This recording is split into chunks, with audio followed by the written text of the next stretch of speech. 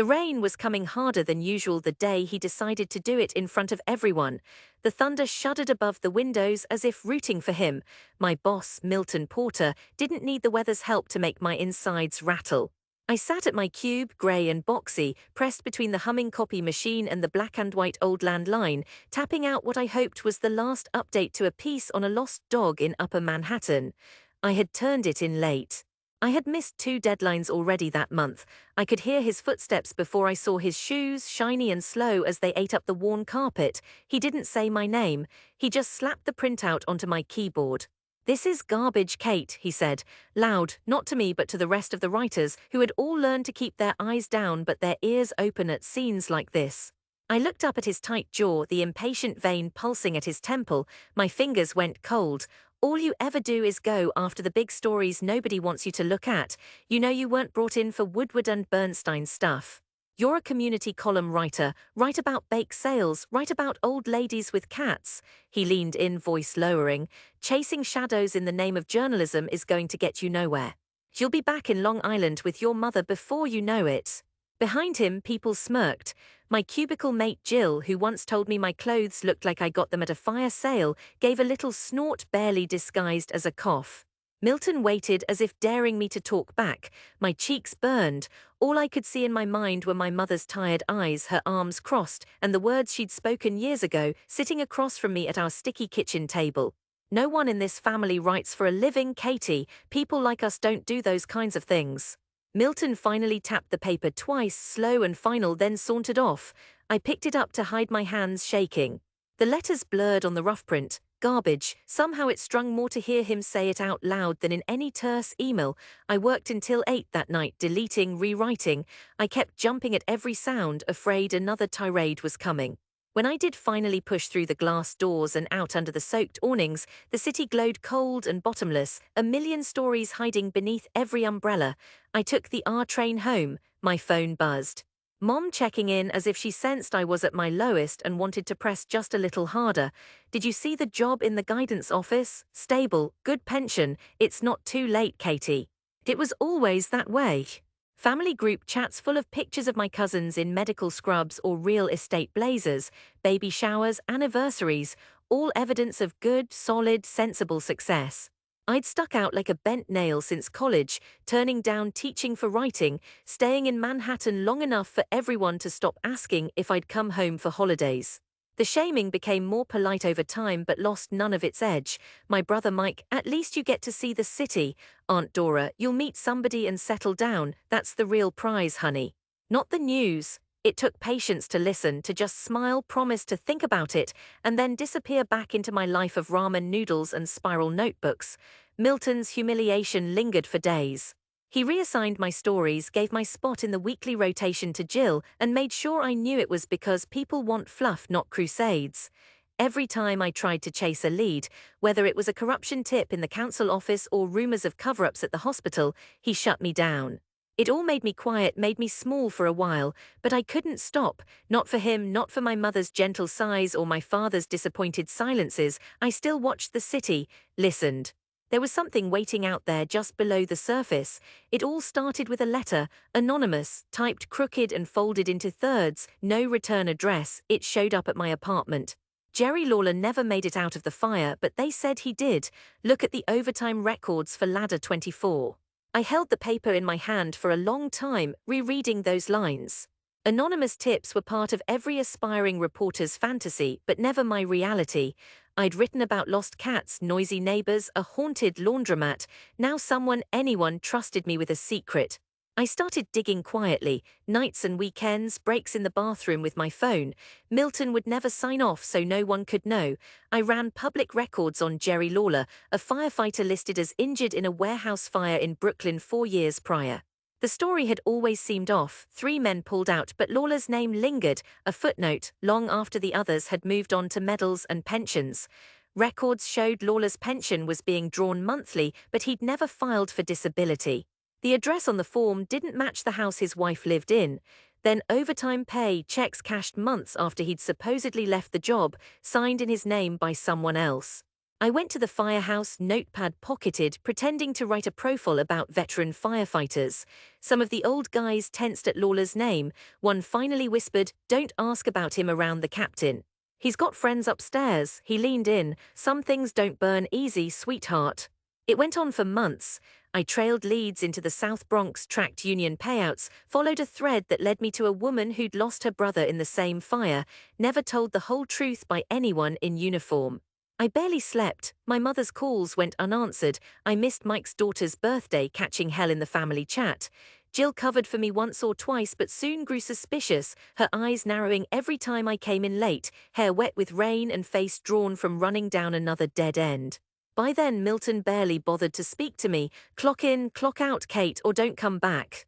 The story came together piece by piece. Jerry Lawler, hero firefighter, died in the blaze, and the department, desperate not to lose a man in the scandal that followed, shoddy gear, unpaid overtime, budget slashing, covered up the death. Another man had taken his shifts and pay, his family paid to keep quiet, so the union and city didn't drown in lawsuits. What clinched it was an old cell phone video from a neighborhood kid, uploaded to a forgotten site, showing Lawler going into the flames but never coming out. A different captain emerging, coughing, wearing his helmet, slapping Lawler's name on a clipboard. I spent another sleepless week writing it, clear, direct, carefully sourced, every name checked and double-checked. I sent the piece off, not to the Herald, but to a friend at an online city politics magazine, exposing years of fraud, a dead man's name keeping scandals hushed. It was published under anonymous. I'd known Milton would never run it, and I couldn't risk my name until things broke. The story exploded. Front pages, radio, TV, city council hearings. The Lawler family in tears on every 6 o'clock news. Milton still called me into his office. "You got anything to do with that, Kate?" He looked scared for the first time. I said nothing. Within days, I was fired for insubordination and distraction. No severance, no warning. My mother called. "I told you, you could have done so well as a teacher. Why do you do this to yourself?" My father didn't call at all. The magazine credited sources close to the journalist for breaking the case. I moved out of my apartment 2 weeks later, unable to pay rent. I spent the summer in Long Island, sleeping in my childhood bedroom, now a storage space for boxes of faded uniforms and trophies no one wanted. Humiliation crept in like rot. The family greeted me as if afraid ambition was contagious. My uncle at barbecue, "Tough break, Katie. It's all politics. Forgot you came from people who work for a living, huh?" I submitted resumes, chased small stories. Mostly I just walked the shore in the afternoons, letting the salt wind wipe my cheeks dry. It was a different kind of patience now, not the slow endurance of swallowing snide remarks, but something rawer, stitched together day by day. I watched city lights across the water each night, wishing just once someone would call and say I'd done the right thing. Then, one morning, a letter with a city government seal arrived. The envelope was creamy and heavy, like something from a law firm. I held it with both hands, heart thudding. It was an invitation to attend a city ceremony, special recognition to the journalist who'd uncovered fraud in the Lawler affair. My name, I left the letter on the kitchen counter, unsure how to tell them. Mom was quiet for a long time, then just said, "Let us know when to be ready." Mike was more open. "You'll at least say hi to everyone at the church, right?" As if seeing them proud might somehow even the ledger for all the years I'd embarrassed them. Back in Manhattan, the nerves started the moment I stepped off the train. Everything was louder, clearer. The scent of roasted chestnuts by the subway exit, taxis honking, snippets of Spanish and Mandarin carts drifting down Broadway. My hands tingled as I squeezed onto the bus. The ceremony was in City Hall, too bright, too echoing, marble floors gleaming under my worn heels. Rows of firemen in dress blues, council members in tailored suits, cameras everywhere. The magazine editor shook my hand, someone snapped a photo. I felt awkward, all skin and nerves, desperate not to embarrass myself. They read a citation, something about bravery in pursuit of the truth. The Lawler family hugged me. I saw Milton at the back of the room, dressed in a snappy blazer too expensive for his salary, his face drawn and blank. Next to him, Jill, notebook out, scrawling details I knew wouldn't make the Herald front page. Afterward there was a reception, pastries and coffee, laughter building as if everyone had just won something together. People shook my hand, clapped my back. I remember looking at my worn shoes, hearing the echo in the tiles, feeling as if I might float away. The city had always felt like a locked door before, now it had opened up and asked me to sit, but it was the next day that mattered most. My mother insisted we visit Aunt Dora on the way home. She needs to see how far you've come, she insisted, almost fiercely. Aunt Dora's house smelled of tomato sauce and old photo albums. My cousins were gathered in the living room, kids circling the cat, men shouting at the TV.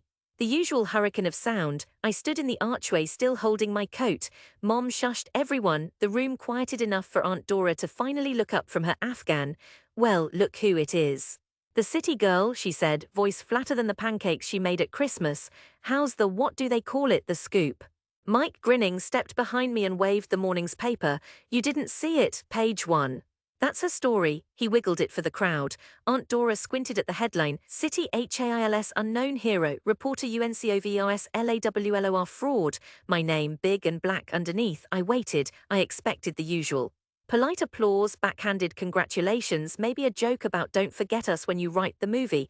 Instead, something shifted. The cousins leaned in, reading aloud. She's the anonymous journalist, someone gasped.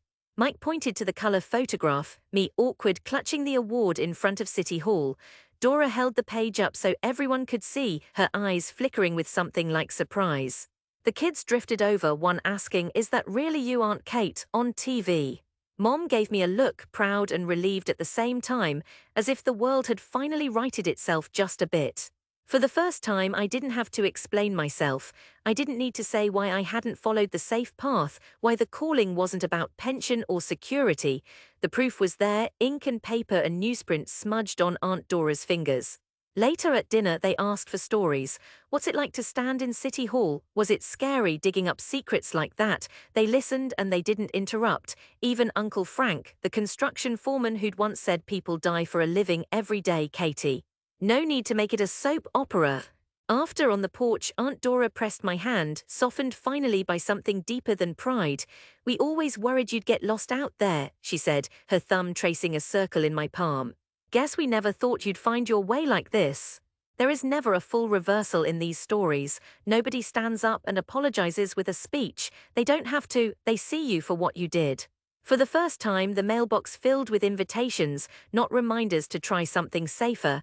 Back in the city, editors called with assignments I could choose from, not beg for. I moved into a small one-bedroom near Astoria, where the view let in the skyline at night, all those stories shining like a promise. Sometimes, in the quiet, I hear Milton's voice. People like us don't do those kinds of things. But now, his words are diluted by the sound of truth spoken in open rooms, by the warmth of family forgiven, by the patience it took to get here. And the city, that old, indifferent city, seems for once to let me call it home.